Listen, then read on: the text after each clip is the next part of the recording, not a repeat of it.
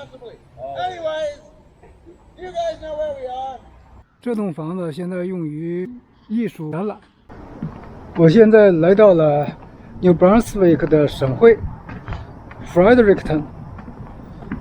现在我走在这个骑行和徒步的桥上，然后去downtown去看一看。这条河还是挺宽的，大概给有个500-600米宽。这个桥是人们徒步、骑行、跑步穿梭于这河的两岸，将两岸的人用这个桥连接起来。它这个城市呢不大，市区的人口也就不到6万人，但是加上它周围的服务的人群呢，能够达到10几万人。作为首府的 Fredericton 的这个城市，位于 New Brunswick 的中心位置，是 New Brunswick 的政治、文化以及教育中心。它是 New Brunswick 的第3大城市。它的 New Brunswick 大学呢，就坐落在这里。它的主要的产业呢，一个是旅游，一个是政府机构。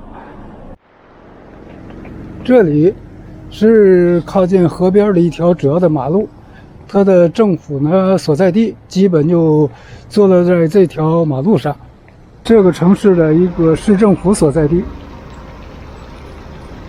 这个就是 New Brunswick 省的省政府所在地。这栋大楼建于19世纪末，是1880年建成的。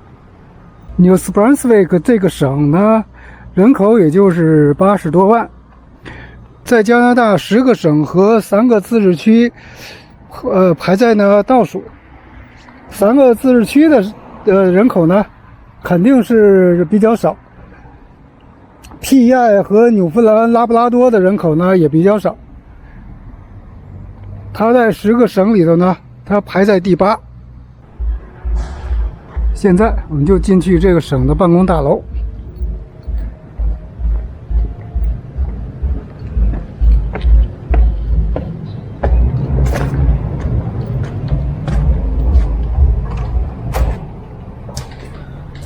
哇，2道门。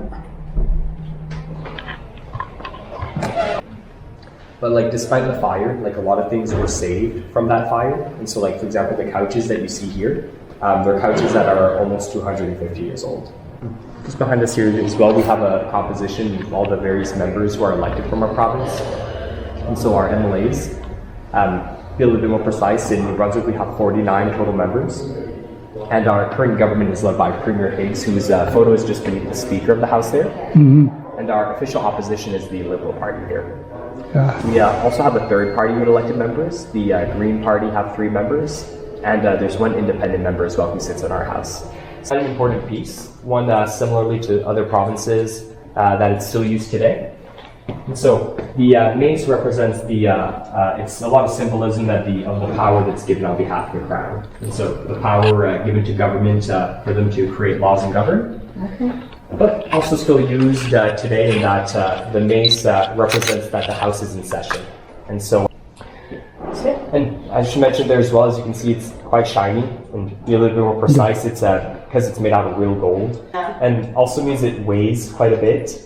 It weighs around 25 pounds. Again, excuse all the construction and wrapping there that's going on, but thankfully we're still able to see the room here. And see a little bit of like the design of the room. Yeah. At the front there, just beneath like the canopy that you see, the chair, almost like a throne-looking type chair, is where you'd find the Speaker of the House, and the clerk's table just in front of him, and then the 2 opposing sides there, which are typical of like a Westminster-style politics. But to be a little bit more precise, we find the government side on the left of the room, and so the side with the more desks, and so the more votes, which is a bit different compared to the other side, which has fewer desks and so fewer votes, the side of the opposition, and is even a little bit divided there. So you can see like how the third party members would sit on the right, the Green Party, and the one independent member who sits in the back. Yeah. Good observation, yeah. So yeah, just above us is the press or the public's gallery, and so members of the public are invited to come and they can sit for as long as they'd like and watch the sessions here. Sure, I might just mention quickly there's the one of Mr. Stanley, just because there's a bit of an interesting fact that a lot of people don't know about Mr. Stanley, and so that fact is a lot of people don't know that Mr. Stanley here actually created the Canadian flag, so the Canadian flag we have today. Which a lot of people don't know it wasn't so long ago, and so only back in 1966, and that it was a New Brunswicker who made the flag there as well. So, bit of a thought is, if not perhaps for Mr. Stanley, well, we might have like a different flag today, right? You never know. Yes. If you folks are okay with the stairs, we can take the stairs up to the second floor, but there is also an elevator, say if anyone would prefer the elevator there as well. So it's a pretty large staircase. A little bit of an interesting fact about the staircase is it's actually the largest in all the Maritimes. And so again, going all the way up to the third floor of the building. It's also pretty like original, which is pretty neat. So hasn't been touched too much throughout the years. The only major work they would have done on it was back in 2009 when they replaced the wooden beams with steel beams in the staircase, so making it a lot safer there today. So this is our committee room. As you can see, it looks quite different compared to the rest of the building, and the reasoning for this is the room has been remodeled to look like what the main chamber of the first New Brunswick legislature would look like. And so the main chamber dating from 1700s to 1880 before it burnt down. And so like with the carpet and wallpaper, the chandeliers and ceiling here, all reminiscent of that old legislature. Here, you might notice there are like these little they almost look like little vials. Inkwells, yeah. So yeah, where they would have dipped their pens there for ink and where they would have put their pens here to not let the ink dry up. So pretty interesting how you can see like the history in a lot of the furniture here. 作为加拿大联邦创立的4个省份之一的 New Brunswick， 在加拿大的历史中有着重要的地位。在参观完省政府大楼以后，才知道加拿大的国旗也是这个省的省长 Stanley 在1964年设计的，并于1965年2月15日被官方宣布。这是省司法大楼，建于1876年，1930年呢扩建，到现在依然在使用中。这个在这个城市里头也是一个非常早的一个建筑，现在就改为了这个省的运动博物馆。这个建筑呢是建于1878年，现在是皇家银行的办公所在地。这就是这个城市最主要的一个基督教堂。从这个教堂的规模来看，这里信奉基督教的是比较多的。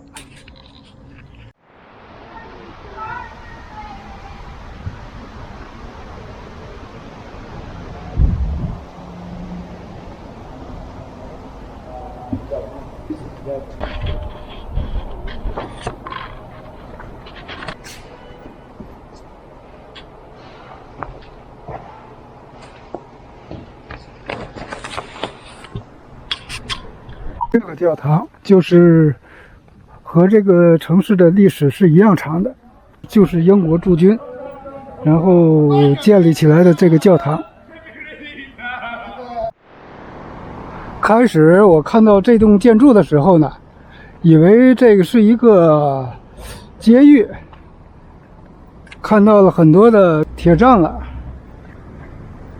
但是看了这个房子的介绍呢，原来这个是英国军队在这里驻扎，过去英国驻军在这里设置的军械库。这几栋建筑还有刚才的军械库，都是在18世纪末，都是由英国军队建造的，是作为英国军队在这里驻军而设置的，直到他们把军队撤走是在19世纪的中期，然后这里的建筑才空出来。 They'd switch every 3 hours or so. And they actually were expected not to sleep on these beds here, but to keep their feet planted like this and lie back with their eyes open in case of an attack. They'd be ready to go. Sure. Yeah. But unfortunately, these ones are original. 原来 Yeah, if you were bad, like there's a boot scraper by the door. Yeah. If you forgot to scrape your boots or something, you could get hit with this stick. The officer would hit soldiers on the knuckles like that. It would hurt quite a bit. Nice. Yes, we didn't forget to do that too. 现在这里呢就变成了一个艺术的创意中心。在我旅行的途中呢，可能很少看见我去探索美食，这主要就是因为我个人的原因，很多食物呢我是不吃的，我对美食的认知呢比较肤浅，我也就放弃了探索各个地方的美食。另外一个原因呢，主要就是每个人的口味呢不一样，应该就是喜欢旅行的人呢，自己去探索适合自己的美食。到达一个地方之后，根据自己的喜好来探索，这样也可以增加旅行中的乐趣。这个城市成立的呢都比较晚，它在18世纪中期是作为一个军队的驻扎地，在这里。然后现在这个驻扎地呢就变成了一个为游客表演的一个保留项目。作为一个政治文化中心，还是每年吸引了不少的游客来到这里。